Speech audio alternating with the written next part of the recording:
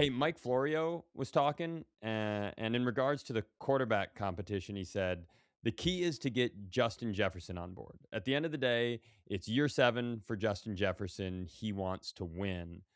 Dude, you've been in locker rooms, you've been in camps, you've been a part of all this.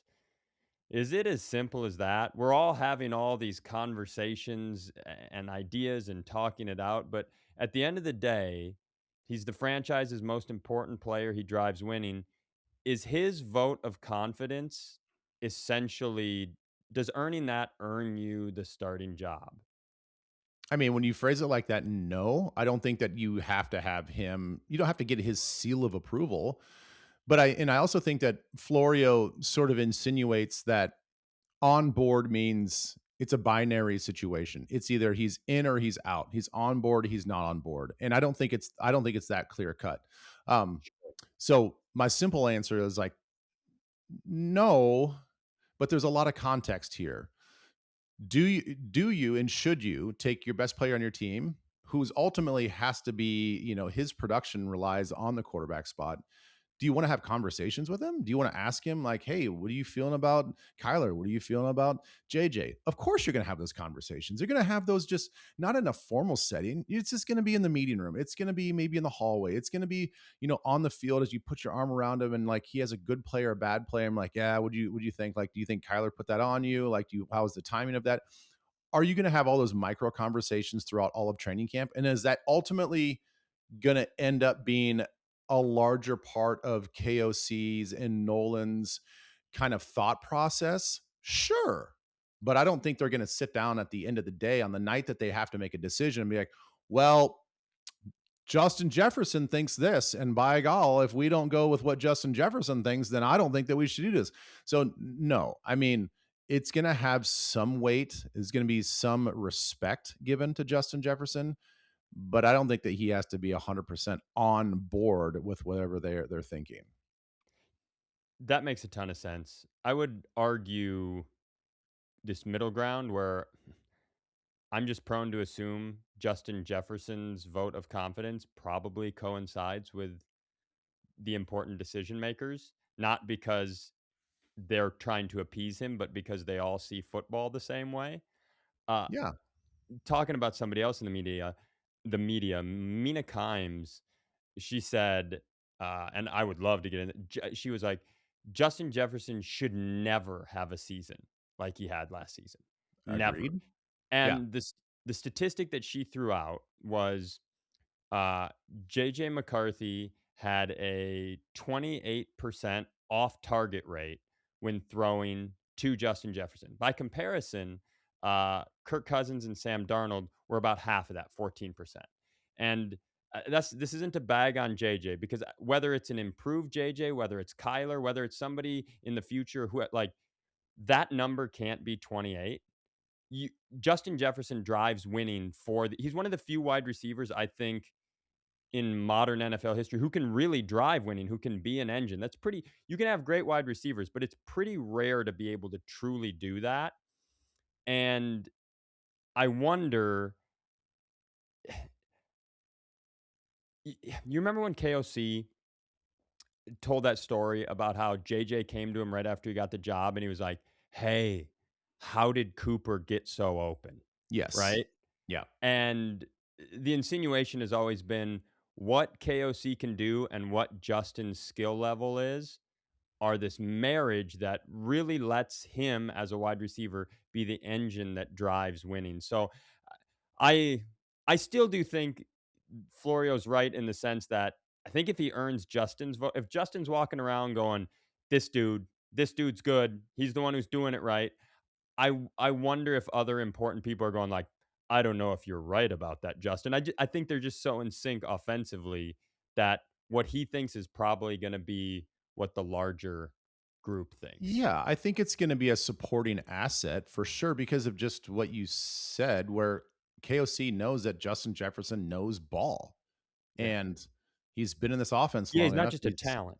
He's not just a talent, he knows football, and he knows what this offense is like when it's really humming at a high level with a really competent quarterback and an accurate quarterback versus what it looked like last year. So, again, I think that there's gonna be some input from Justin Jefferson. And I don't think it's going to be a contrasting amount of input that's like, oh, well, KOC thinks this and Justin Jefferson's way over here in his thought process. I think it's going to be so closely married together that it's going to be like, oh, it's just kind of like nice that we're all on the same page. It's supporting kind of what we're thinking from a player standpoint, which is going to end up helping us make the ultimate decision, which is always going to be the same. I think they're all going to be on the same side of that decision. Um, so to make it sound like he has to be on board, I don't think he has to be on board, because again, if in the off chance, slim chance that Justin Jefferson's way over here on who he thinks is quarterback, and the front office and the coaches are over here, I don't think that they're I don't think Justin's gonna be pissed off if they go with what the whole team thinks. And I don't think they're gonna be looking over at Justin Jefferson and say, like, hey, collectively, all of us 10, 12 people think this, but boy, we can't afford to lose Justin, so we're just gonna go with who he thinks. That's not gonna be the case either. So um I that whole possibility is so small that I don't even think it's really worth the argument, because they're all going to be on the same page kind of no matter what. I would say it makes Justin Jefferson the more interesting QB competition watch and listen. Because KOC, man, that dude's a vault. Like you're not gonna be able to see a crack. You're not gonna hear it. It's hard to take something and gleam anything. Right. Uh, but and Justin Jefferson is so good in the media and such like a patient all-time teammate, but I do think you can watch him and go like, "Man, he loved that throw. Man, the way he talked about, what happened in this part of practice," like, I think he's a little more readable. Yeah. Well, I mean, it's funny to be in this market here and to see Justin Jefferson, the way that he handles adversity within the game and how he's asked about it post game versus Anthony Edwards. And Don't do it. I don't spiral me off. I'm not going to trigger you right now, but I think that we all sort of appreciate the fact that Anthony Edwards is honest, but I don't think it's best for the team. I don't think it's best for his teammates a lot of times, and You don't know basketball. Shut up. I think a lot You of times shut your mouth. it doesn't make him look very mature. You And I know look at what? Justin Jefferson, and he's like, he could have every opportunity to kind of go off like Ant will go off, shirtless, slouching in his locker, but he takes the professional route, which I think Ant could probably take a few lessons from. Take your corn-fed football brain and get it out of my basketball. Here's what I will say, like, I agree with you on Justin. I think your comparison sucks. I Mm, think Ant is an all-time leader. There was this moment, like, you see the football is such a buttoned up sport. There's been so much money and so much expectations in it compared to the other sports, and there's so much like, the NBA has been a little looser. It's been a little bit more blog friendly. It's just a different kind of community and media group, and it's been approached differently, and it's influenced some of the styles, and I can see how you would perceive it that way.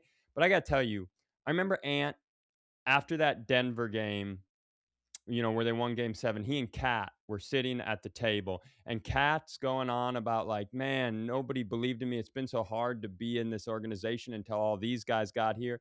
And Ant was like, "F that stuff. You're here now." Like, what he did, that honesty, what he did for Kat, him going out in those playoffs going, yeah, they got Kevin Durant. We got Jaden McDaniels. We got Jaden McDaniels. So, like, whatever you think is immaturity, I think it's a personality that builds a confidence around his guys that whatever we make of it, I think it's the complete opposite. And this isn't a Timberwolves show. I just think you're dumb and you should stick to football. what's funny about that is I think that you're blinded by his talent and his skill. No, you Yes, are you are. such. You're not seeing it clearly. What do There's you no want to break there down Wimbledon how next, many years linebacker? has he been in the league? Dude, I can't do this. You can't turn it into this I show. mean, how many he's been in the league long enough to know that you don't need a mature security blanket in Mike Conley that you constantly have to keep around It's a just to different provide sport. You don't know what you're talking about. veteran leadership, because your best player, one of the best players in the league, refuses to step up and be the team leader that he's supposed to be. How many times do we hear him honestly say in the locker room, boy, if only we would have listened to Chris Finch and their scouting report, golly, I mean, if we would have just like played defense the way we were supposed to, or played team I'm a ball and run the offense we were supposed to. How many times do you have to admit that to finally realize that like you're half the problem? No. You as the This is leader should be such taking what the coaches have worked their asses off to put in a game plan. You're supposed to implement that game plan and let everybody else on the bench and the team know that we're doing it this way. Let's try it this way. But no, he wants to go out there and play hero ball all the brother, time man. at the end He of doesn't games. listen to me. I hope we lose fans. That's where I'm at in this argument. I hope we lose fans. I hope nobody ever watches this show again. You've never been more wrong about anything. He faced double teams all playoffs I know, long. and he wouldn't pass the ball. It's not about you He don't know wouldn't how pass the basketball ball. works. We I gotta mean, move on. We gotta move he on. wouldn't pass the ball. We gotta move on. He tried to dribble out every double team, and he put himself in a corner. And I'm like, what are you doing? I will come to your house and set your car on fire. Let me I would switch. rather settle this with a good old fashioned fist fight. No, you know I can't do that. Listen I to me. know exactly. That's a guaranteed win. Let me shift back to Justin Jefferson before this ends our friendship. Before we don't even have a name for the show yet, and here you are ruining it with the worst Timberwolves take I've ever. What are you mad that Kevin Garnett shouted too much? Are we going to do that one next? Was Kevin Garnett too demonstrative? The Mm-mm. point is to come back to Justin Jefferson and stop talking about the future face of the NBA. How many years? For how long are we going to keep saying that before he He's actually takes over? 24. He's 20. Shea is 20. He's 24. The point is, let's talk about the other guy that's the best in the league. How this ESPN poll ranking wide receiver scouts, execs, coach, players, whatever that ranks. JJ gets number 2 behind Jamar Chase. Mm. Listen to me. Here's something we can agree on. Jamar Chase is a very good football player. For sure. He doesn't do what Justin Jefferson. Nobody does what Justin Jefferson does. Jackson Smith and Jigba is a very Puka Nakua. Like he's a better block. There are some good wide receivers, and Jamar Chase is one of them. But I mean, that's recency bias on the past season, because I gotta tell you, if you handed Joe Burrow to Justin Jefferson for 5 games, the whole league would go, "What is this? Who is this? Is this the best we've like?" I appreciate all the coaches, scouts, and execs. Much like Ben Leber on Anthony Edwards, you're wrong. I think Justin Jefferson is the clear number 1. I agree with you on this. Without triggering you, I'm not going to bring up Anthony Edwards again for Quit a while. using the word trigger. You triggered you. I triggered you. It was actually really fun. It was like I just like a boop. I booped you through the screen, and you just got really mad. Okay, so we're in agreement. I think Justin Jefferson is the best wide receiver in the league, and we have to keep in consideration the fact that Joe Burrow has not been available either. I mean, they've gone through a whole slew of quarterbacks over in Cincinnati. I understand that. So Sure. yes, the year that Sam Darnold's with us, I mean, Justin played out of his mind, right? I want to break it down more by just as a wide receiver, what each team is asking them to do. I think Jamar Chase is phenomenal at the tougher routes, the quick routes underneath where he's going to win right away and use his bigger, stronger body. He runs a lot of slants. He runs a lot of near the line of scrimmage type of routes that really puts the ball in his hands first, and then he's got a little bit better run after catch. And then when he gets down the field, it's a lot of just solo routes. It's not running off of combinations. It's not running off of layers and timing so much as Justin Jefferson does. It's a lot of go balls. It's a lot of fades. It's just like, hey man, you beat this guy one-on-one, and we'll find a way with a quarterback to either get it down to the field on a deep shot or get it underneath where you can do some work, where if you are working with a backup quarterback, that those throws on average are just easier to make. It's easier to be accurate when you're throwing 12 yards as opposed to 30 yards down the field. I think that just conceptually makes sense for everybody. Justin Jefferson, to me, he does it all. He has to run those underneath routes. He runs sort of the dirty routes as well. He plays more wide receiver positions. Let's go back to what you're talking about when he first got here, and he was saying that, hey, how do you get all those guys open in with the Rams? Well, guess what? You got to know everything. You're not just an X receiver. You're not just a Z receiver on the right side. You also got to play a little bit of slot. You got to kind of play everywhere because we're going to use you as a chess piece to get away from double teams and to manipulate the defense. I think Justin Jefferson manipulates the defense better than Jamar Chase. And I think the numbers even support like how much of a bigger play receiver he is down the field. If you look at the average yards run before reception of depth, Justin Jefferson is around 10 yards. So he'll run 10 yards down the field on average before the ball is even caught. Jamar Chase is around 7 yards. It's a 3 yard difference.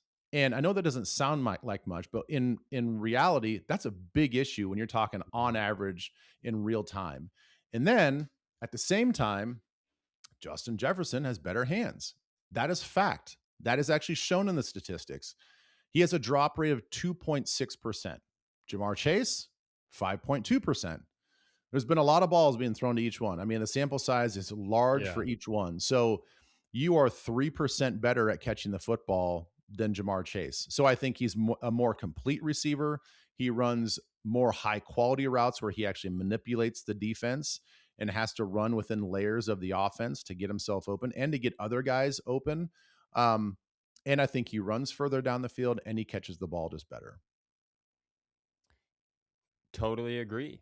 I think this was, I mean, come on back for more episodes where you can hear really good football takes like this from Ben. And if you're somebody who knows basketball and wants to be angry for like a month, maybe you can hire Ben. He can come to your party and say, I don't know, three of the dumbest Timberwolves things you've ever heard.